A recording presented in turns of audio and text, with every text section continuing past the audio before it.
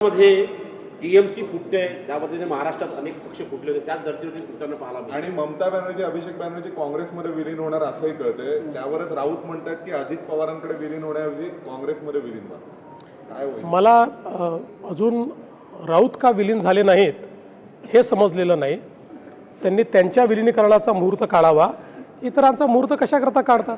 ते आपले महाराष्ट्रातले नेते आहेत, महाराष्ट्रावर बोलावं, जगभरावर कशाला बोलावं आपण? साहेब, ठाण्यामधला एक व्हिडिओ व्हायरल होतोय. एक वयोवृद्ध जो व्यक्ती आहे ते कचरा टाकू नको असं एका ओला चालकाला सांगत असल्यामुळे त्या ओला चालकाने त्यांना मारहाण केलेली आहे. अत्यंत गंभीर प्रकारचा व्हिडिओ सोशल मीडियावरती आणि समाज माध्यमांवरती कचरा करू नको म्हणून ते अतिशय गंभीरच आहे. या संदर्भात कडक कारवाई करण्याचे आदेश हे आपण दिलेले आहेत आणि निश्चितपणे अशा प्रकारच्या प्रवृत्तींना ठेचण्याचंच काम होईल. भाऊ, मागच्या कर्जमाफीतून जे लोक शेतकरी वंचित आहे त्याच्या संदर्भात काल कॅबिनेटमध्ये चर्चा झाली, मात्र जी आर कधीपर्यंत येईल किंवा काय याच्यामध्ये काही याला अजून एक ज्यांनी जुनं कर्ज घेतलं त्यांचं कर्ज माफ होणार नाही असं जुने. पहिल्यांदा सांगतो की या संदर्भात सगळे डिटेल्स देण्याकरता आम्हाला इलेक्शन कमिशननी बंदी घातलेली आहे. तथापि प्रेस नोट काढायला बंदी नव्हती म्हणून प्रेस नोटच्या माध्यमातून सगळे डिटेल आम्ही दिलेले आहेत. ते जर नीट वाचलं तर सगळे कन्फ्युजन दूर होतील. 56 लाख शेतकऱ्यांना 36,000 कोटी रुपयाची कर्जमाफी आपण करतो. यामध्ये ज्या लोकांनी यापूर्वी कर्ज घेतलेलं आहे, जे थकीत आहेत, असे सगळे लोक आपण कव्हर केलेले आहेत. केवळ 2020ला ज्यांना कर्जमाफी मिळाली आणि जे पुन्हा थकीत आहेत असं दाखवत आहेत किंवा झालेले आहेत, यांच्या संदर्भात काही रेस्ट्रिक्शन आपण टाकले आहेत. तो नंबरही मोठा नाही आहे. मला असं वाटतं की 9-10 लाख अशा प्रकारचे शेतकरी आहेत, त्यांनाही कर्जमाफी मिळणारच आहे. पण वारंवार म्हणजे 17ला मिळाली, 20ला मिळाली आणि पुन्हा 26ला, तर यातनं बँकिंग हे पूर्णपणे कोलॅप्स होईल.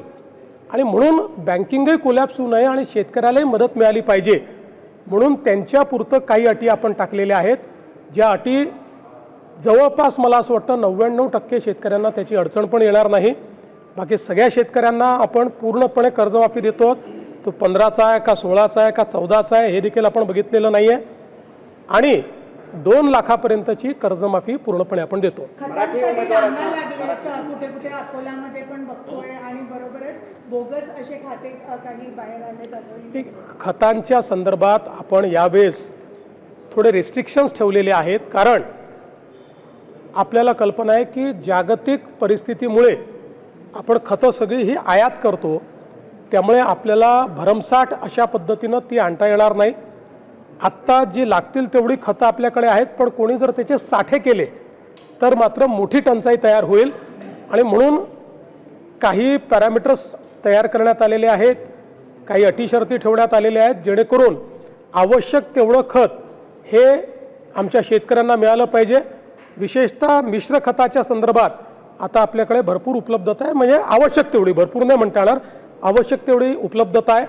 अगदी कोणाला हेच खत पाहिजे किंवा तेच खत पाहिजे अशा पद्धतीनं कदाचित थोडी टंचाई जाणवेल, पण ओव्हरऑल खतांचे साठे आता आपण केले. मराठी उमेदवाराची नोकरीचा वाद समोर येतोय. Naukri.com आणि लिंक्डइनवर ठराविक लोकांनाच नोकरी दिली जाते म्हणून आता हा वाद चर्चेला जातोय. मला याची कल्पना नाही, पण असं काही असेल तर त्याच्यावर कारवाई करू. केंद्रीय मंत्रिमंडळाचे सर, विधान परिषदेच्या निवडणुकीमध्ये काही उमेदवार बिनविरोध निवडून आलेले आहेत, पण आर्थिक व्यवहार झाल्याचे आरोप केले जातात. अमरावतीच्या माजी आमदार ज्या यशोमती ठाकूर त्यांनी अमरावती संदर्भात 10 ते 15 कोटीचा व्यवहार झाल्याचा आरोप केला.